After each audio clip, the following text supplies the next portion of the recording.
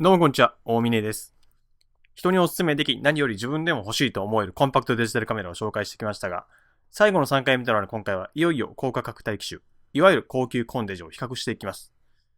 今回見ていくカメラは、Canon PowerShot G7X、オリンパススタイラス 1S、ソニーサイバーショット DSC-RX100M3、富士フイルム X100T、パナソニックルミックス DMC-LX100 の5機種となります。各社とも持てる技術を最大限に詰め込んだハイエンド機のガチンコ勝負。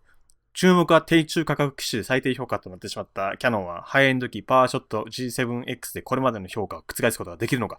そしてコンパクトデジタルカメラとしてはウルトラハイエンドの富士フイルム X100T の評価はどうなのかなどなど。そんな最終決戦、今回はスペシャル映像も交えてお届けしていきます。それでは始めていきましょう。まずは最低評価を覆したいキヤノンパワーショット G7X。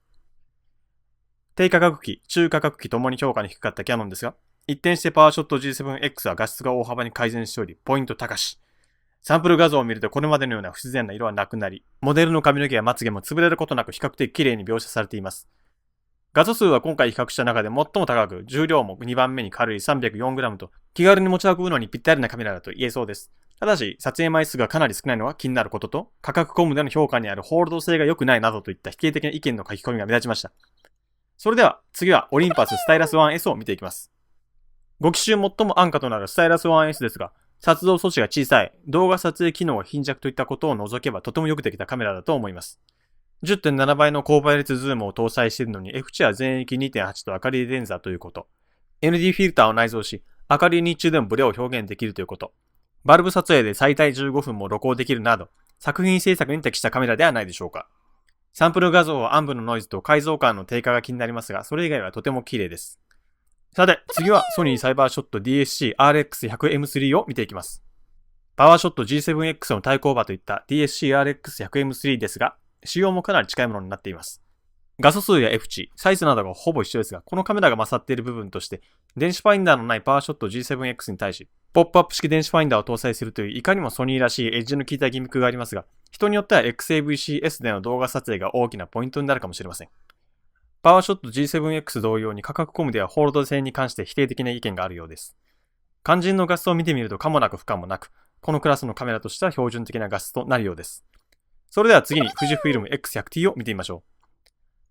価格は12万円以上と他の4機種を大きく突き放す X100T ですが、その性能を考えれば凄まじいバーゲンプライスです。撮動素子は大型の APS-C サイズでさらにローパスです。電子シャッターを使用することによる最高3万2000分の1秒の超高速シャッター。バルブ撮影は最長60分。明るいレンズにズームなしの単焦点と、とにかく画質を追求しているカメラで全く隙がありません。デザインもクラシックそのものでナンパの雰囲気は一切なく、まさしく作品制作のためのカメラです。サンプル画像を見ると低感度から高感度までのサンプルが揃っていて好印象。しかもそのどれを見ても驚くほどの高画質。正直シグマの DP シリーズ以外のカメラでここまでの画質が出せるということに驚きました。ただし価格コムでは電子ファインダーの画質に関しては厳しい意見がいくつか寄せられており、そこが唯一の弱点とも言えるかもしれません。それでは最後となるパナソニックルミックス DMC-LX100 を見ていきます。パナソニック渾身の高級コンパクトデジカメとなるルミックス DMC-LX100 ですが、さすがに好きらしい隙がありません。X100T 同様に電子シャッターで最高16000分の1秒の超高速シャッターが可能ですし、連続撮影枚数も秒間約11コマと5機種中最高。唯一撮動素子のサイズが大きい割には画素数が少ないことが弱点といえば弱点かもしれませんが、実際の使用で問題になることはないと思われるので個人的には問題ありません。でも、このカメラ最大の特徴は何といっても 4K 動画が撮れることです。GH4 譲りの超高画質動画が撮れてしまうこのカメラ。購入される方の多くはこの機能を目当てにされているのではないでしょうか。さて、それじゃあそのサンプルを見ていこうと思ったんですけど、なんとこれほどのハイエンド機なのに公式サイトにそのサンプル画像は掲載しておらず、比較することができません。そこで、以前 GH4 の 4K 動画をお借りさせてもらったスミズーンさんにお願いして、特別に DMC-LX100 で撮影した映像を使わせていただけることになったので、そちらをご覧ください。とても綺麗な映像ですね。まさかこの映像は手のひらサイズのコンデジで撮られたものだとはとても思えません。DMC-LX100 で撮影されたその他の超高画質映像はスミズーンさんのチャンネルにて多数公開されていますので、ぜひそちらもご覧ください。いかがでしたでしょうか？さすがにハイエンド機、これといって不満のあるような機種はなく、どれも魅力的なカメラばかりでした。そんな中から自分にとっての一番を選ぶというのはとても悩ましいんですが、あえて選ぶのであれば、ルミックス DMC LX100 を選びます。次に富士フイルム X100T、オリンパススタイラス 1S、パワーショット G7X、サイバーショット DSC RX100M3 の順となります。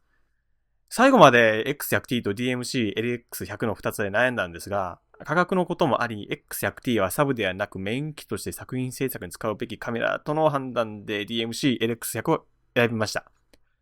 今回は本当に良い機種ばかりで、どれを買っても後悔しないだろうとは思ったんですが、個人的にこれまで評価の低かったキャノン機の本当の実力を見れたことが嬉しかったですね。そんな中、サンプル画像は X100T 以外はどれも低い感度で撮影されたものばっかりで、実際に使用する場合どれほどの画質低下があるのかが不安なんですが、逆に言えば富士フイルムは高い感度で撮影したサンプルも掲載している X100T に相当な自信があるとも言えそうです。以上です。これまでのご案内が見てくれた方のカメラ選定のお役に立てることを願います。それではまた来週。さようなら。